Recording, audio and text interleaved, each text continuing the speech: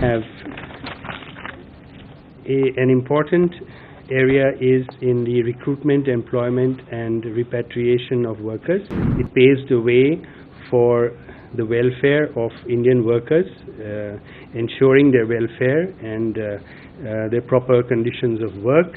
We have announced free e-visas for Malaysian tourists. And Malaysia similarly has a visa-free regime for Indians, both for tourism and business purposes. Both countries agree on this ambitious and contemporary agenda for bilateral ties. There were several important agreements that were signed during this time. Today,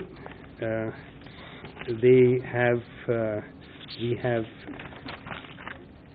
an important area is in the recruitment, employment and repatriation of workers. This is quite a signal memorandum of understanding because it paves the way for the welfare of Indian workers, ensuring their welfare and their proper conditions of work, as well as repatriation.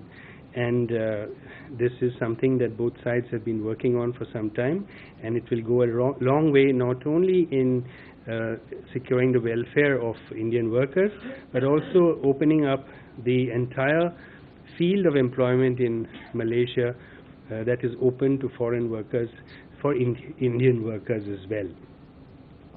Another MOU that was signed was in the area of public administration and governance reform, a third on digital technologies, one on cultural cooperation, an agreement on tourism promotion. As you know, the India-Malaysia tourist traffic is booming. It is expected that we may touch as much as 1 million Indian tourists to Malaysia this year, and the number of Malaysian tourists to India is also growing rapidly. We are around 200,000 Malaysian tourists to India. The number of flights are 220 flights a week from between India and Malaysia, and we look forward to increasing this number. We have announced free e-visas for Malaysian tourists coming to India since the 1st of July. And Malaysia similarly has a visa-free regime for Indians, both for tourism and business purposes, starting from the end of last year. So from all these accounts, we can expect our tourism traffic between the two countries, as well as business travel, to boom, which will also help our aviation sectors. Another area of cooperation that we identified and signed an MOU was on Ayurveda and traditional medicine systems.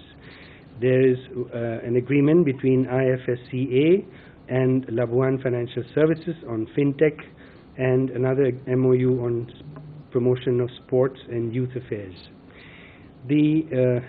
Both sides have a CEO's forum, a high-powered CEO's forum, which met yesterday and presented a report before the two prime ministers.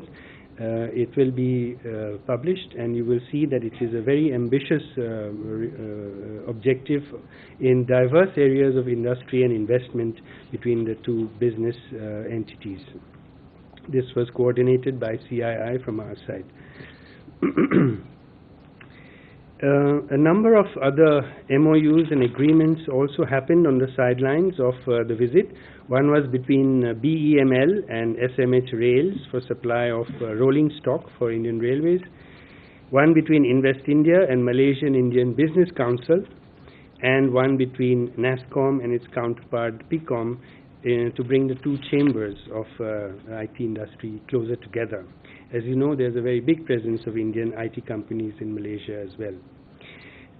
Some important announcements that were made during this visit to support Malaysia in its quest for food security. We have announced that we will supply another 200,000 metric tons of non-basmati rice to Malaysia.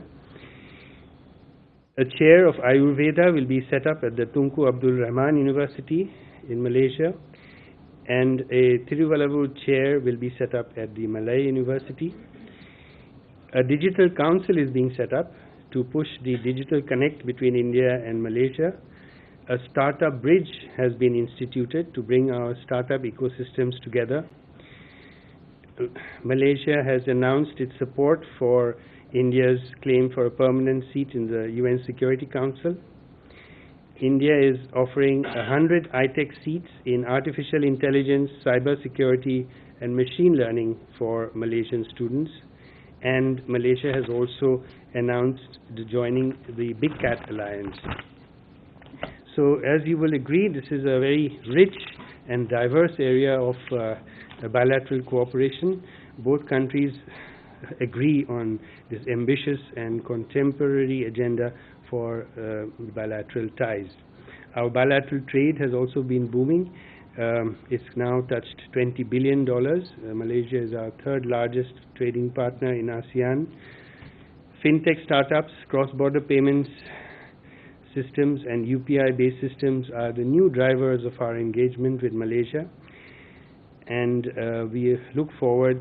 The two prime ministers have in fact tasked us to set up a task force to implement all the diverse areas of engagement that we have identified during this visit, and to present a report within 3 months. So it is something that we will start working right from today.